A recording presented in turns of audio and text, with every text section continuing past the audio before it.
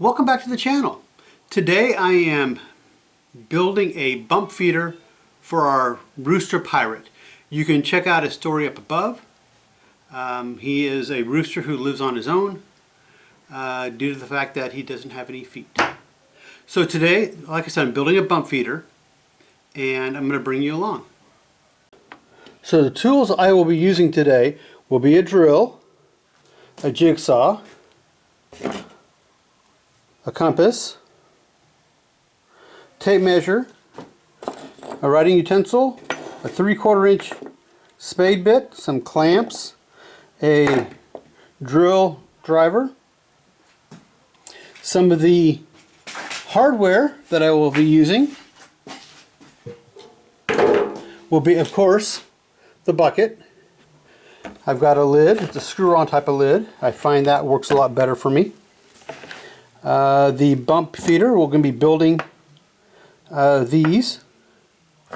And basically I've got an eye hook, a nut, a washer, a little coupler, another washer, and a lock screw. Also we'll need a piece of wood, 15 inch by 15 inch, and some scrap. These are 2x4s I've cut down, and I'll show you how I'm going to use those later. Okay, so depending on what size eye hook you have, I'm using the eye hook, and when I use the 3/4 inch spade bit, you can see that it is not as big as the eye is. That way this eye won't fall through. So first thing I'm going to put 3 of them in here. So the first thing I want to do is I want to pick 3 locations and drill 3 holes. I've got 2 of these out in the chicken coop already, and I've been using for about 3 years now, and I haven't had a mouse problem inside the feeder at all. I do have mice in the coop, but they're not in the feeder. Now, I expect this will grab it when it just about goes all the way through, so I'll need to be prepared for that. Okay. Actually, I'm going to go through on the other side and cut it the rest of the way. Cutting it from the inside also may come up with a cleaner hole.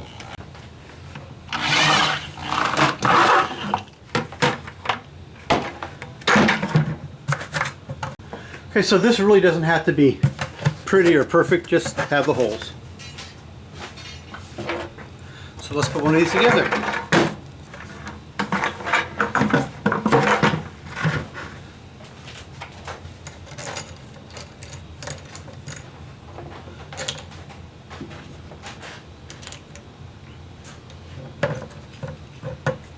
So the last nut I put on is a lock nut. It's a nylon lock nut.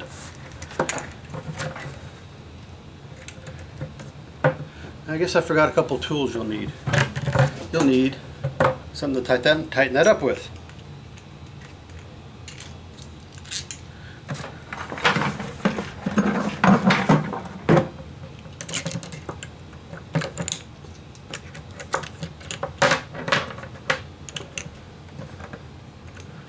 This is a very simple feeder to make.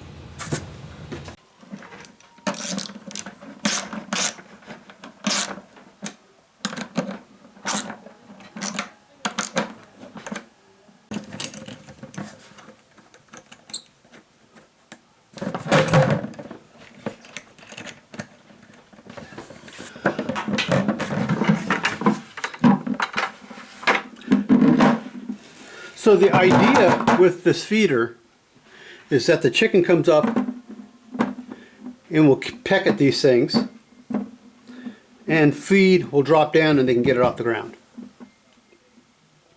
I've actually had some will just brush underneath it, their tails will hit it, and food will fall down. Either way, it works pretty well. So let's go ahead and, I don't like hanging them from the handle, so I usually take the handle off, and that's what the plywood's for. So let's go ahead and put the screw-on lid. Oh, and so this will hold roughly 25 pounds of feed. And in the past, I just had a regular lid, and over time they start to crack and break. I've been using one of these screw-on type of lids since last summer, and yeah, it's been about seven or 8 months, and it works a lot better. It also allows this to stay round, which I have found with my watering feeder that it won't stay round if I don't use something like this. So now I'm going to put this on, and I'll bring you back. Alright, well, it took me a while to get it on there. If you happen to know an easy way to do that, please let me know. But it can be a struggle to get it on.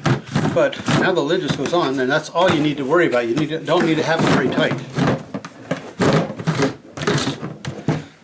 So it makes it easy to open the lid, give it more feed. Okay, so now let's work on how I hold it in the air. As you can see, I've already taken the handle off. So the next thing I need to do is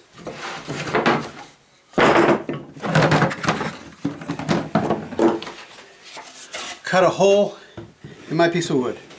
I've already got the center marked, and so now I need to find the diameter here and cut a hole into the plywood. Another tool you're going to need, some type of seamstress measuring tape.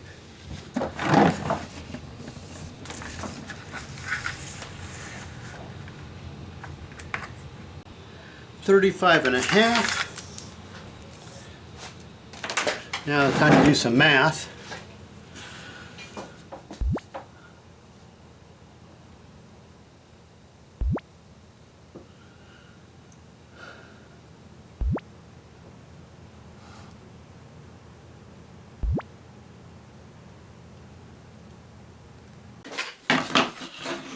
It's roughly a little over 5½ inches radius. So, get my compass at 5½ inches.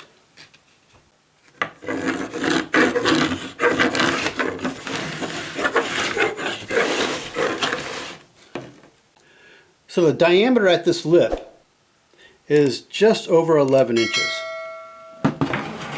So I'm going to cut it at 11 inches, my circle. Took me a couple times to get it there, not sure why.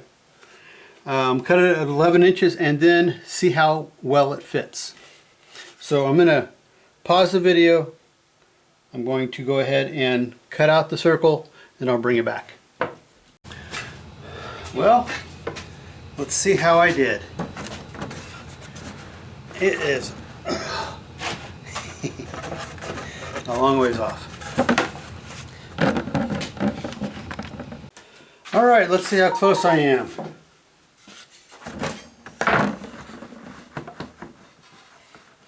It'll work. A little loose, but so I don't know if you figured it out yet or not, but the next step is these pieces of wood, these scrap pieces of wood are going to go here.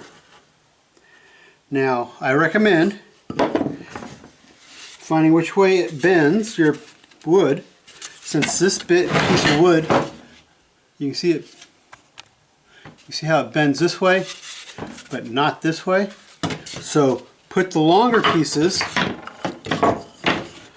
on the side that bends, and put the shorter pieces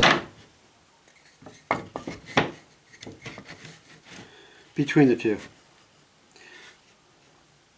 So I'm going to go ahead and do that. I'll get these stuck on here real quick and bring it back. So the last thing I need to do is drill holes in all four corners, and that way I can run a paracord through there and I'll just basically run it through and loop it, and that's how I'll hang it from the ceiling. Alright, so we're out here in the bunny barn. This is where we keep Pirate. And I've already got my hooks in the ceiling. I've got my cord cut and melted. I melted the ends. You want to melt the ends because they'll keep on fraying. So somehow, basically it's called fusing. I've got my everything out here. So now what I'm going to do is I'm going to go ahead and string up my holder for them. And I usually go corner to corner.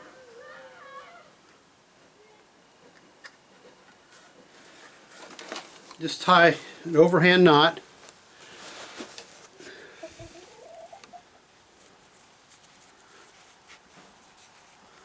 And that way you can take it out later if you need it shorter or longer. Well, shorter. So I'm going to do that all four corners, and then we're going to hang it up. This one is going to be for the feed, and I'm going to have that one farther away. That way I don't have to run such a long extension cord. Yeah, so I also want enough, if you can see this or not, I want enough area in here where the cords aren't, so I can get the bucket out if I need to. So I've got this one hanging. I haven't put any feet in it yet. It looks like it might be a good height for Pirate. There's Pirate right over there. And I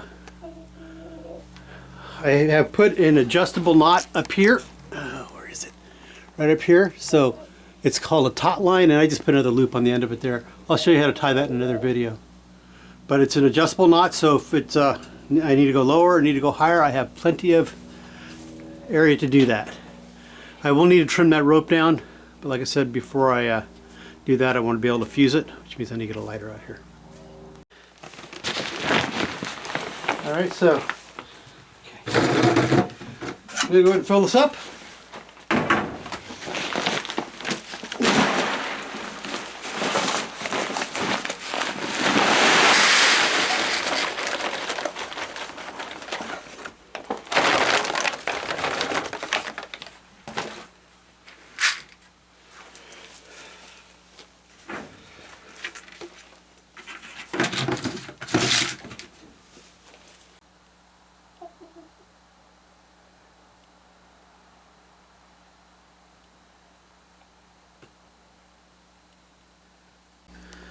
Got the feeder full of food.